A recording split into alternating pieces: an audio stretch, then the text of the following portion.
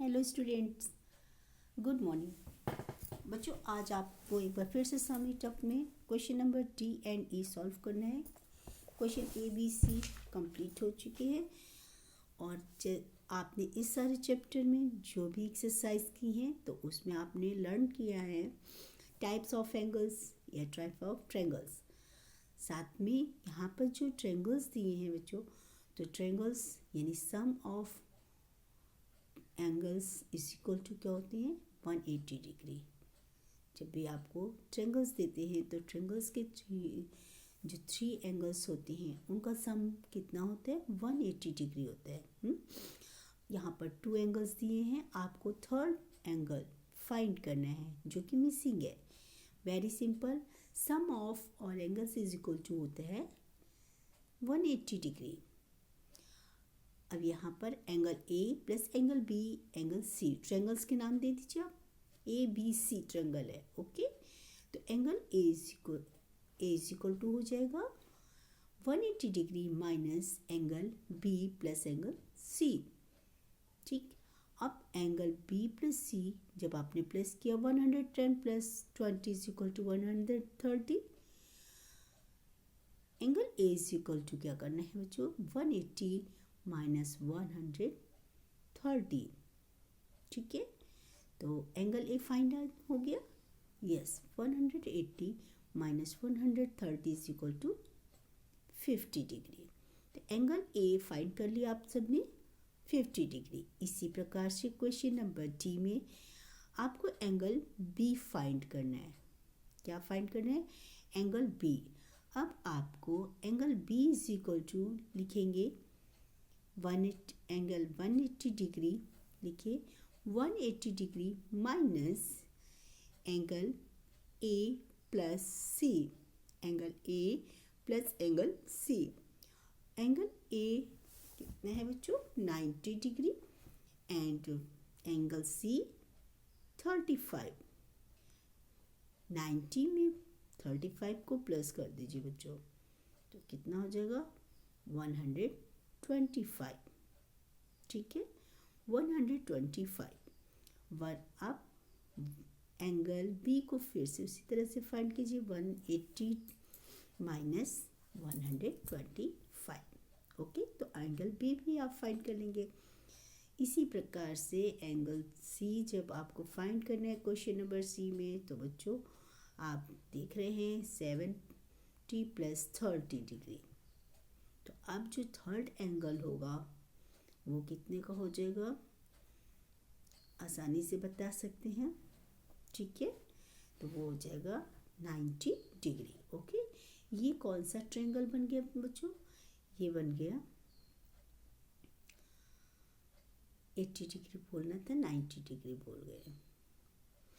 ठीक है, यानी यहाँ पर 70 प्लस 30, ठीक है, तो 100 डिग्री के हो गए।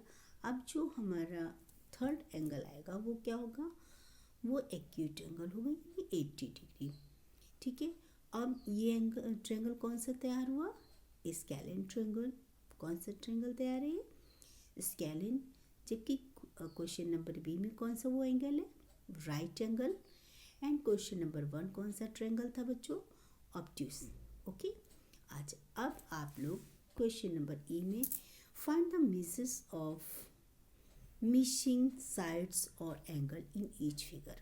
अब आपको यहाँ पर भी ये ट्रायंगल, स्क्वायर एंड रेक्टेंगल दिए गए हैं। तो अब यहाँ पर आपको क्या करना है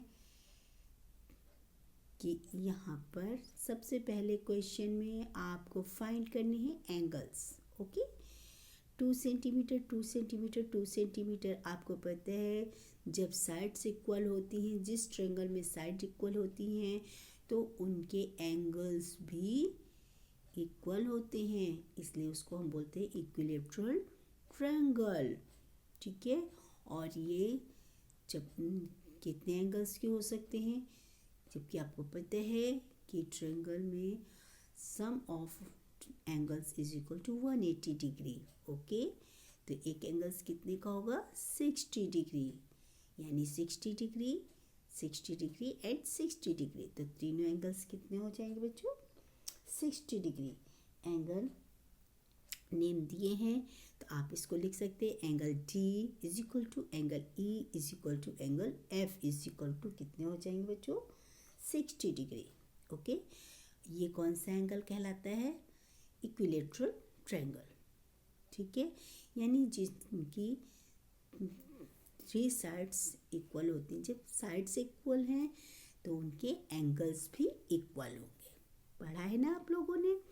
अच्छा, अब इसी प्रकार से यहाँ पर दिया स्क्वायर। स्क्वायर यानी स्क्वायर में क्या होता है बच्चों, ऑल साइड्स आर इक्वल।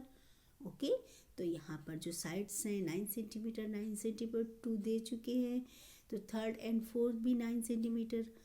अब यहाँ पर साइड क्या है, ये स्क्वायर, ये क्या दिया है, स्क्वायर। तो स्क्वायर में एवरी ईच एंगल कितने के होते हैं बच्चों, 90 डिग्री के होते हैं ना। यस, 90 डिग्री के, तो यहाँ पर क्या है, ये 90 डिग्री है। ओके, अच्छा, अब यहाँ पर दिया है आपको rectangle.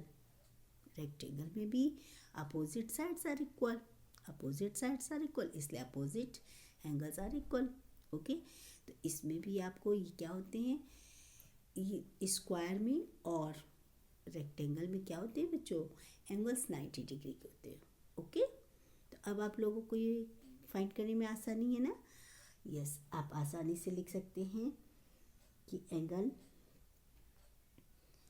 B C, question number जैसे सेकेंड में आपने लिखा, तो आपने पहले तो ये लिख ही लिया था, angle D angle E angle F is equal to कितना हो जाएगा बच्चों, 60 डिग्री। इसी प्रकार से क्वेश्चन नंबर 2 को आप लिख सकते हैं। साइड्स दी हैं ना यहाँ पे, तो साइड यहाँ पर क्या दी है बच्चों, A B is equal to B C is equal to D C is equal to A D, है ना, कर सकते हो। जबकि यहाँ पर दे दिए हैं बी सी के A D is equal to 90 degree 9 centimetre और A B is equal to भी 9 सेंटीमीटर। तो अब A D is equal to B C, तो ये भी क्या हो जाएगी 9 सेंटीमीटर। अच्छा, अब इसी प्रकार से क्वेश्चन नंबर 3 को भी देख लीजिए। यहाँ angle A is equal to angle B is equal to angle C is equal to angle D, है ना, इज इक्वल टू 90 डिग्री। क्योंकि रेक्टेंगल हो या स्क्वायर, एंगल्स कितने के होते हैं इसमें, ये राइट एंगल्स होते हैं। और यहाँ पर दिया है आपको A B is equal to 11 centimetre. तो ए बी साइड है ना, तो ए बी के बराबर कौन सी है, डी सी। ए बी के बराबर कौन सी है, डी सी। ठीक है, तो डी सी कितनी है, 11 सेंटीमीटर। इसी प्रकार से A D is equal to B C. B C कितनी दी है बच्चों, 7 सेंटीमीटर। ओके, तो आप लिख सकते हैं B C is equal to A D is equal to 7 centimetre. अब ये इसी आप लोगों ने ये चीज़ अच्छे से समझ भी ली होगी कि जब किसी एंगल्स ट्रायंगल में साइड्स 3 साइड्स इक्वल होते हैं तो उनकी 3 एंगल्स भी इक्वल होते हैं। इसी प्रकार से जब 2 साइड्स इक्वल होते हैं तो उनके 2 एंगल्स इक्वल होते हैं, और जब 3 साइड्स डिफरेंट होते हैं तो उनके एंगल्स भी डिफरेंट होते हैं। आप सभी लोगों ने पढ़ा है equilateral triangle, scalene triangle and isosceles triangles, तो सभी की डिफरेंट पता है। ओके, अब आप लोगों का ये चैप्टर यहीं पे समाप्त होता है बच्चों, इसे आप ध्यान से करेंगे। Okay, bye bye, have a nice day.